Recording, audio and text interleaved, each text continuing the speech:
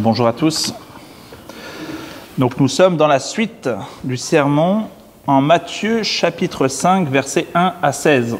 Nous avons eu la lecture dans la liturgie qui est préparée bien en avance du même texte. Donc Dieu veut nous parler deux fois. Prions. Éternel, merci pour ce texte qui nous amène à voir le roi sur sa montagne. Aide-nous à entendre et à écouter la parole du roi qui recrée la vie en nous, au nom de Jésus-Christ. Amen. Donc aujourd'hui, nous montons sur une montagne.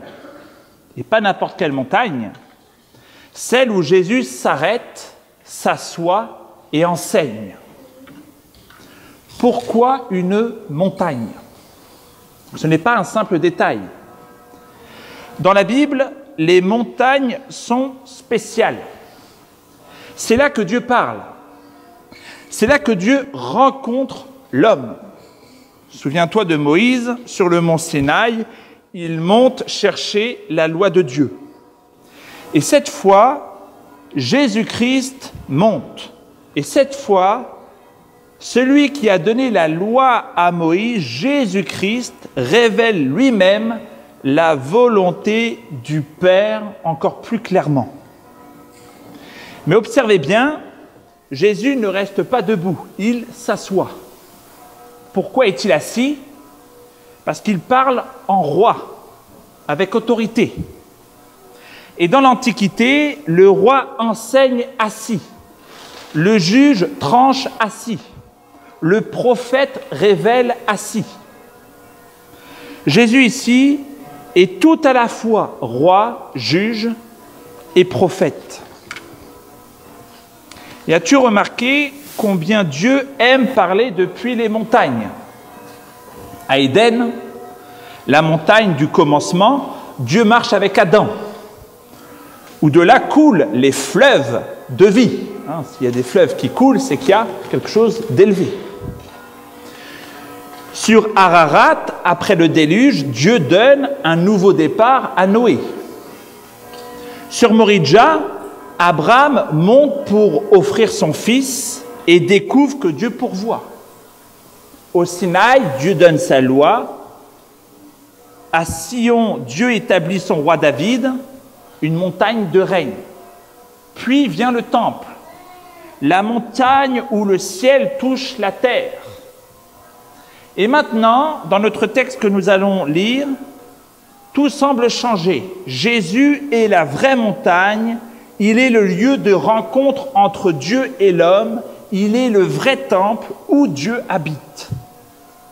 Et l'Église, son corps, est aujourd'hui cette montagne vivante par laquelle Dieu parle encore au monde. Ainsi, Jésus-Christ nous appelle à monter à lui. Ne restons pas en bas, montons avec lui. En Jésus-Christ, Dieu n'est plus inaccessible, il est proche. Jésus est l'endroit précis où nous rencontrons Dieu directement. Alors écoutons sa voix, lisons les Saintes Écritures en Matthieu chapitre 5, versets 1 à 16. Je vous invite à vous lever pour lire les Saintes Écritures.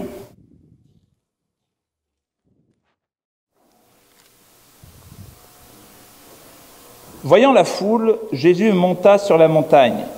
Il s'assit, et ses disciples s'approchèrent de lui. Puis il ouvrit la bouche et se mit à les enseigner. Heureux les pauvres en esprit, car le royaume des cieux est à eux. Heureux ceux qui pleurent, car ils seront consolés. Heureux ceux qui sont doux, car ils hériteront la terre. Heureux ceux qui ont faim et soif de justice, car ils seront rassasiés. Heureux les miséricordieux, car ils obtiendront miséricorde.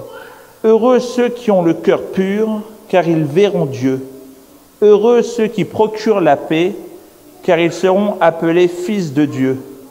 Heureux ceux qui sont persécutés à cause de la justice, car le royaume des cieux est à eux. Heureux serez-vous lorsqu'on vous insultera, qu'on vous persécutera et qu'on répandra faussement sur vous toutes sortes de mal à cause de moi. Réjouissez-vous et soyez dans l'allégresse, parce que votre récompense sera grande dans les cieux. Car c'est ainsi qu'on a persécuté les prophètes qui vous ont précédés. C'est vous qui êtes le sel de la terre.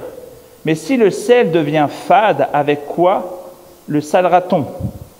Il n'est plus bon qu'à être jeté dehors et foulé aux pieds par les hommes. C'est vous qui êtes la lumière du monde. Une ville située sur une montagne ne peut être cachée. On n'allume pas une lampe pour la mettre sous le boisseau, mais on la met sous le chandelier et elle brille pour tous ceux qui sont dans la maison.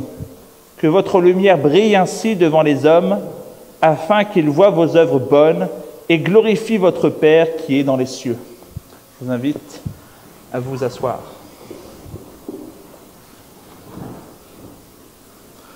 Donc Jésus-Christ ouvre la bouche et ce qu'il dit renverse le monde.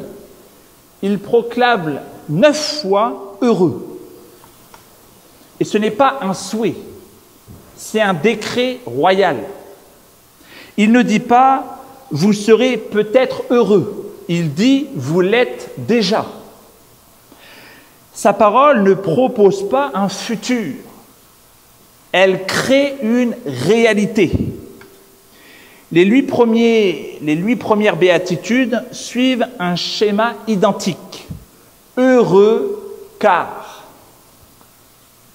Et la première et la dernière proclament le royaume des cieux est à eux. Donc c'est un cadre royal. Entre ces deux piliers, 8 traits du disciple: pauvreté d'esprit, larmes, douceur, fin de justice, miséricorde, pureté, paix, persécution. C'est une structure qui est à la fois poétique et symbolique. Et dans le grec, les 4 premières béatitudes commencent par la lettre pi. Le p. Toknoi, les pauvres en esprit, pentuntes, ceux qui pleurent, praïs, les doux, penantes, ceux qui ont faim de justice. Donc nous voyons qu'il y a une allitération, on appelle cela comme ça, donc il y a un effet musical. Il y a comme un rythme pour se mémorer toutes ces béatitudes. Il y a l'effet d'une chanson. Et ces 4 premières font 36 mots. Les 4 suivantes aussi 36 mots. Quand on ajoute ces 36 et ces 36, ça fait un total de 72 mots. Et c'est le chiffre symbolique d'Israël, mais aussi des nations en Genèse 10. Donc le message est clair. Le vrai Israël, la famille de Dieu, toutes les nations sont appelées à la montagne de Dieu, à la montagne du roi.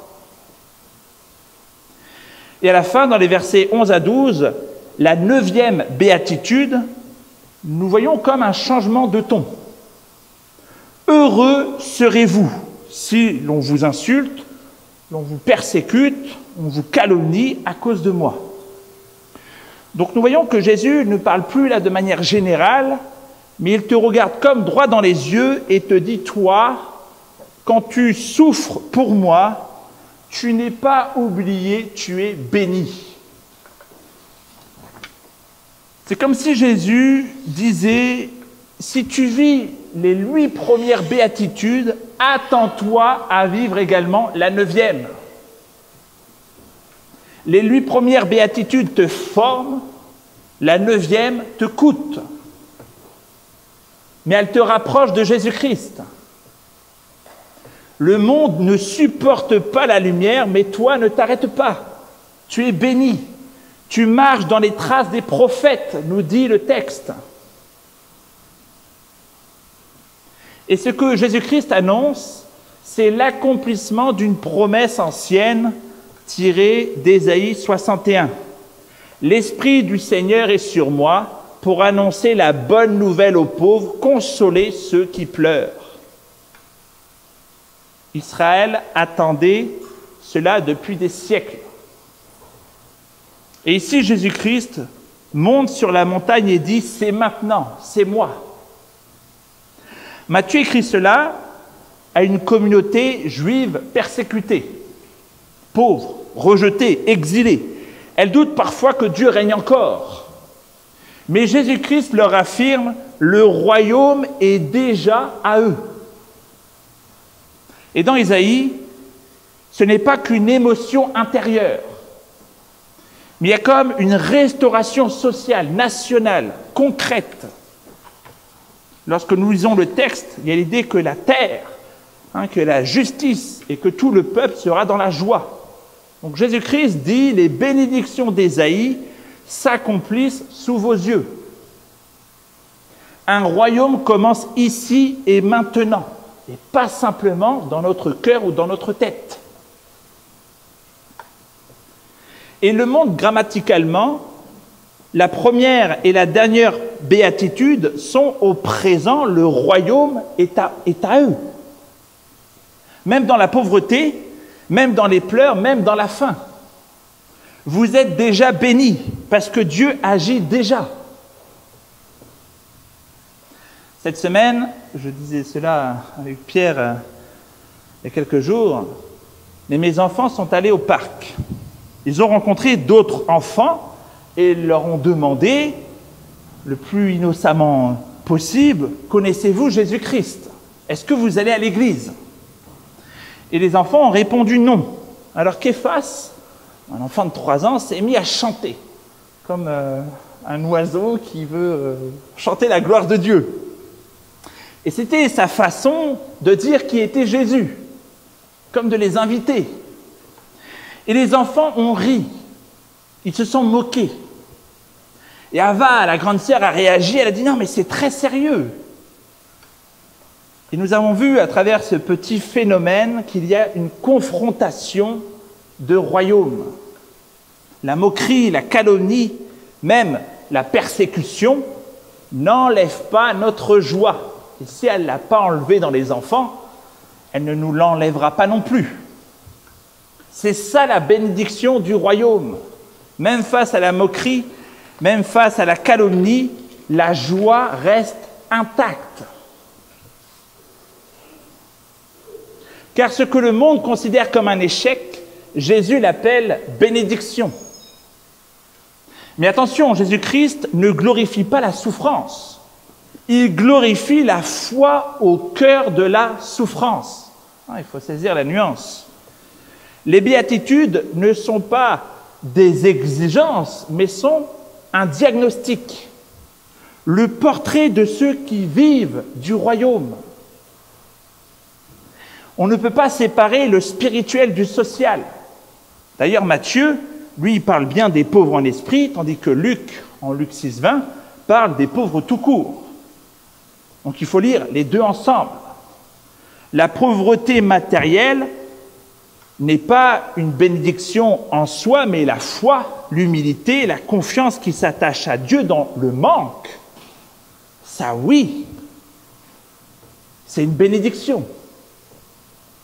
Donc Jésus ne promet pas forcément une vie confortable.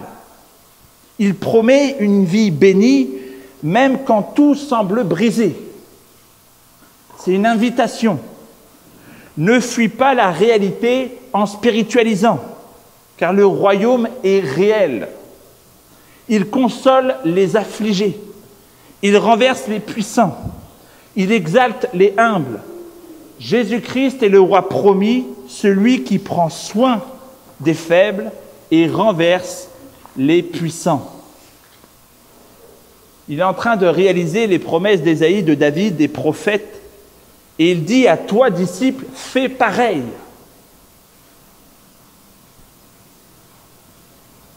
Défends les opprimés, partage ta richesse, aime la justice et la miséricorde. Et le prophète Michée le résume parfaitement, ce que l'Éternel demande de toi, pratique la justice, aime la miséricorde et marche humblement avec ton Dieu.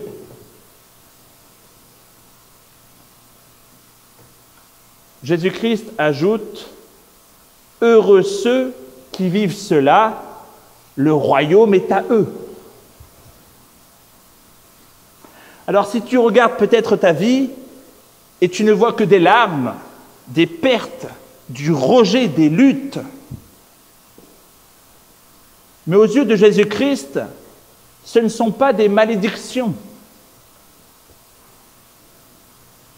Ce sont peut-être des portes ouvertes de son royaume, qui démontrent que tu vis un autre royaume dans un monde qui refuse cette lumière. Le royaume de Jésus-Christ renverse tes attentes. Là où tu pleures, il console. Là où tu es rejeté, il t'appelle heureux. Là où tu es brisé, il vient habiter. Alors je te le dis, ne méprise pas ta faiblesse, car c'est peut-être que là que l'Éternel va y commencer toute sa force. Mais comment vivre cette bénédiction? Jésus-Christ va maintenant montrer ce qu'est qu'une justice plus grande. Dans les versets un petit peu plus loin, on va le voir plus en détail les prochaines semaines, mais nous voyons que Jésus-Christ n'abolit pas la loi. Il l'amène à son sommet. Jésus-Christ n'est pas venu balayer Moïse. La montagne où Jésus-Christ s'est assis n'est pas là pour remplacer le Sinaï. Il n'est pas venu effacer la loi. Il dit « Je ne suis pas venu abolir, mais accomplir », plus loin dans le texte. Autrement dit, je suis venu faire briller la loi dans toute sa gloire. Il ne casse pas l'Ancien Testament. Il le fait briller. Et comment il fait cela? En révélant l'intention du cœur de Dieu. Il dit, vous avez entendu et moi je vous dis. Et là, c'est comme si un tremblement de terre passe sur le mont du Sinaï parce que Jésus ne parle pas juste aux mains, mais il va parler au cœur. Il ne va pas simplement dire « tu ne tueras pas », mais il va dire « ne laisse pas la colère s'installer ». Pas seulement ne commets pas d'adultère, mais coupe tout ce qui t'y entraîne. Jésus ne s'oppose pas à Moïse, non, il en est le but. Il est la Torah en personne, il est la loi vivante. Et en fait, ce que Moïse n'a jamais pu faire, changer le cœur du peuple, Jésus-Christ est en train de le faire. La justice de Jésus, ce n'est pas une morale froide. Ce n'est pas simplement freiner le péché. C'est une justice qui libère, une justice qui guérit à la racine. Elle ne se contente pas de dire « évite le mal ». Elle dit « aime ton frère ». Elle ne dit pas juste « fuis l'adultère ». Elle dit « purifie ton regard ». Elle ne se contente pas de gérer tes pulsions. Elle veut guérir ton âme. C'est la justice du royaume. C'est un monde nouveau qui commence à fleurir. Il y a comme une résurrection anticipée, une lumière allumée au cœur de la nuit.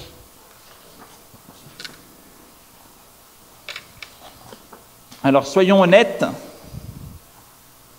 tendre l'autre joue, on le voit aussi un peu plus tard dans le texte, c'est comme la suite logique, donner encore à quelqu'un qui t'a volé, marcher une deuxième fois alors qu'on t'a déjà forcé la première, qui peut vivre cela? Eh bien, je vais te le dire, ceux qui ont un Père, ceux qui savent que Dieu veille, ceux qui croient que le ciel est avec eux. Cette justice-là, elle vient du futur. Cette justice n'est pas naturelle, elle est surnaturelle, elle est eschatologique. Elle vient du royaume. Mais elle commence ici et maintenant dans notre quotidien.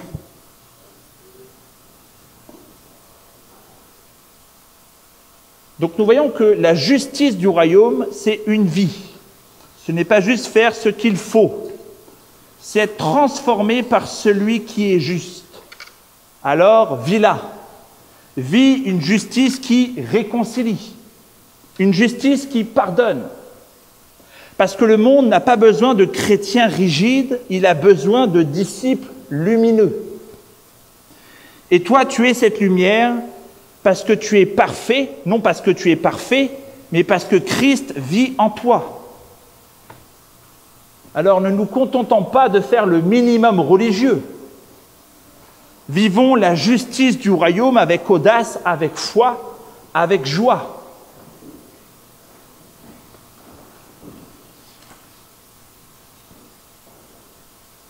Enfin, mon troisième point, donc là je reprends le texte que nous avons lu, Jésus te fixe. Et il dit ces mots incroyables, vous êtes le sel de la terre. Il ne dit pas vous serez le sel de la terre, il ne dit pas essayez de devenir le sel de la terre, il dit vous l'êtes déjà. Le roi déclare tu es sel, tu es utile, tu es nécessaire. Mais pourquoi le sel? Parce que le sel, ça change tout ce que ça touche. Un plat sans sel, nous dit le texte, c'est fade. Une viande sans sel, elle pourrit. Le sel, ça préserve, ça donne du goût, ça empêche la corruption. Et Jésus dit, c'est exactement ce que tu es. Dans ce monde qui se décompose à cause du péché, tu es un agent de préservation. Dans ce monde sans goût, tu portes la saveur du ciel. Il ne veut pas des disciples cachés, il veut des croyants qui ont du goût, qui persévèrent, qui empêchent le mal de s'installer dans son environnement. Donc, chrétien, il faut arrêter de s'excuser d'appartenir à la lumière. Des fois, dans nos familles, à notre travail, lorsqu'on voit quelque chose de juste, des fois, les chrétiens s'excusent presque de voir quelque chose de juste ou de défendre une personne qui mériterait d'être défendue. On ne doit pas s'excuser d'appartenir à la lumière. Les chrétiens, dans l'histoire, ont toujours été cette présence étrange, minoritaire mais puissante, qui fait fermenter tout l'ensemble. Une poignée de sel suffit de changer un plat tout entier. Donc une poignée de chrétiens peut changer un environnement.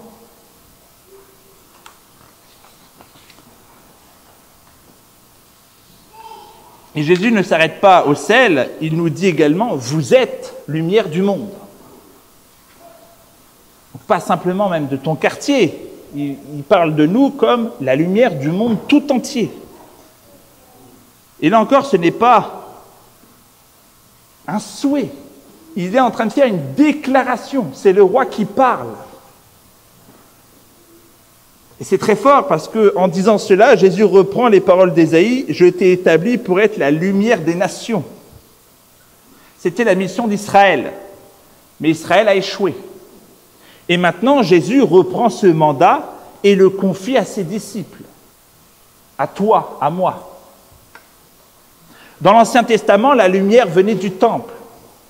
Mais maintenant, Jésus est le vrai temple. La lumière passe par son corps, par l'Église.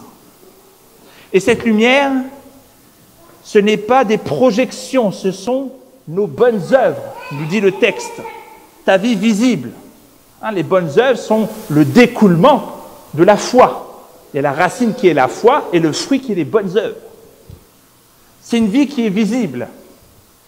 Quand tu pardonnes, alors que tout le monde se venge. Quand tu sers au lieu d'écraser. Quand tu aimes sans naïveté, même tes ennemis. Là, tu brilles. Tu es une lumière pour ce monde. Et le but n'est pas de montrer ta grandeur, mais c'est de faire lever les yeux à ceux qui observent vers les pairs.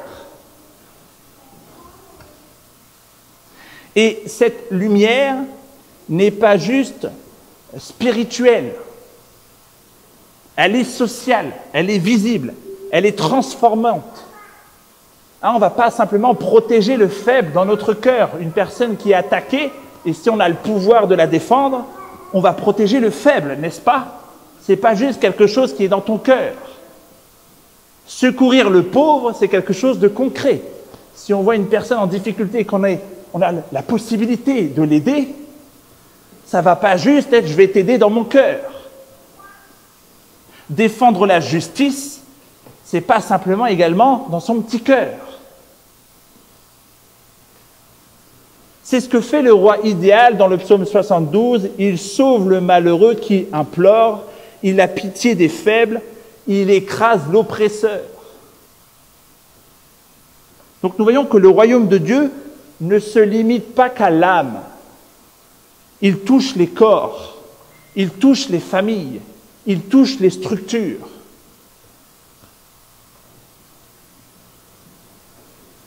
Le sel ne sert à rien s'il reste dans le pot. La lumière ne sert à rien si elle est cachée. Jésus ne veut pas de disciples camouflés, mais il veut quelque chose de rayonnant. Et il nous l'affirme. Le roi déclare que tu es sel. Le roi déclare que tu es lumière.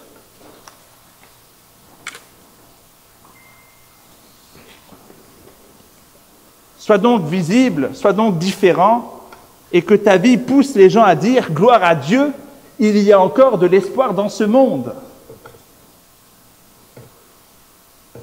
Ainsi, en conclusion, vive le royaume maintenant. Le sermon sur la montagne n'est pas un rêve trop haut. Ce n'est pas un idéal pour les super chrétiens, mais c'est l'appel de Jésus ici, maintenant, pour nous. Si tu te sens faible, l'Éternel te dit que tu es qualifié. Si tu pleures, tu es sur la bonne montagne. Si tu luttes pour faire le bien, tu es dans le royaume. Le royaume n'attend pas demain, il commence par toi ici et maintenant. C'est le roi qui a parlé, que sa parole domine sur notre sentiment. Vis aujourd'hui la justice du ciel, une vie nouvelle, audacieuse, confiante, pour que le monde voie la gloire du Père à travers toi. Prions.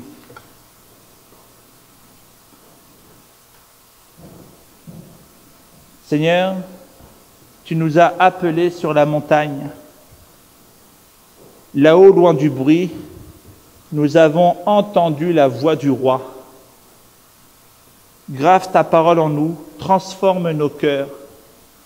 Et maintenant que nous redescendons, fais de nous des porteurs de lumière, des semeurs de sel, des témoins de ton royaume dans la vallée du monde. Au nom de Jésus-Christ. Amen.